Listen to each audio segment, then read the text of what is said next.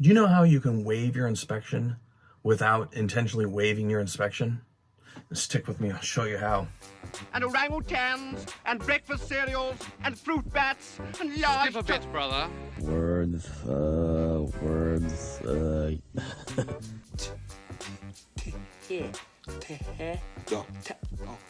Yeah. It's a big one. Hey everybody, Mike Evans, Blue Root Properties broker with eXp Realty, and welcome to another Contract Corner where we like to go over things that could occur within your purchase and sale agreement contract that could cause you a lot of headaches down the road. Today we're going to talk about something that's not very sexy, and it's not really on the buyer or the seller. It's actually on someone like me, your realtor. It's very, very important that you choose a realtor who understands contracts and know how to read them. Not only read them, but interpret them. So case in point here, our Form 35, which is our inspection contingency, just recently changed with a very major change to it in Section 4. So to dive into that, let's look at our Form 35, which is again from our Northwest MLS, and it talks about the inspection addendum. Here's the inspection contingency, like what things, can and cannot be done. And then we get down here to Section 4, which talks about the inspection report. And it specifically states, buyers shall not provide the inspection reports or portions of the report to seller unless seller requests otherwise. These days, now our buyers are able to get more of an inspection and actually ask for some concessions from the seller. Before, you would just simply kind of cut and paste your inspection report or portions of that inspection report and provide it as a response as far as the things that your buyer wants fixed or repaired or concessions for.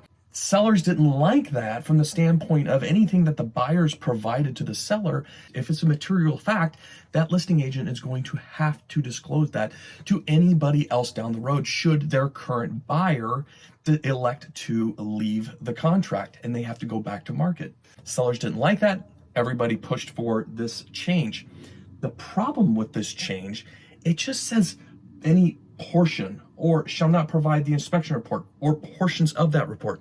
It doesn't say exactly how it can be provided. Spirit of the law suggests that if I give that report or send an email, that's a pretty clear violation.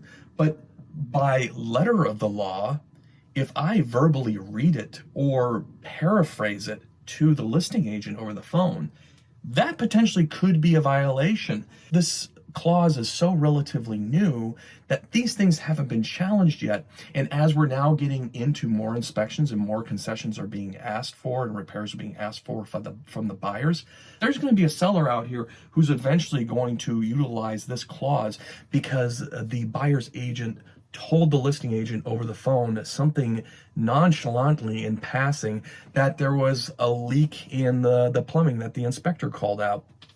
Seller comes back and says, you provided me a portion of that inspection report. That's going to be up to the courts to decide. And quite honestly, I don't want to, nor do I want my buyers or my sellers to be in the middle of something like that. So how do we avoid that situation? Well, we can avoid that situation by simply following Section B, which basically says seller consent. You get the seller's consent to whether or not they want to have the full inspection report, or do they want just the portions of that report that pertain to the repairs or the concessions that the buyer is asking for. In the absence of the seller asking for one of these two things, I'm not giving the seller, if I'm representing the buyer, anything from the inspection report. I will ask for something to be fixed. I may ask for, concessions on certain things, but if they ask me specifically why, I'm not providing that information until one of these boxes is checked. Pretty simple. And that's why you as a buyer needs to ensure that your buyer's agent is not indiscriminately providing any information from that inspection report that could ultimately compromise your hard-earned, wanted inspection report that may have tens of thousands of dollars on it that needs to be coming from the seller. Hey, so I do hope you have found this, and as well as all my other posts, of value.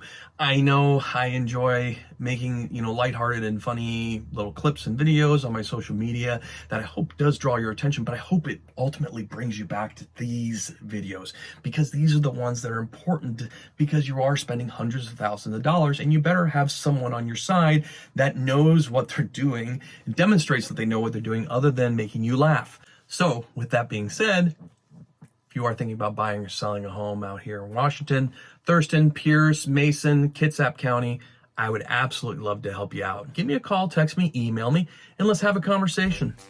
In the meantime, I hope I see you on the next one. Thanks.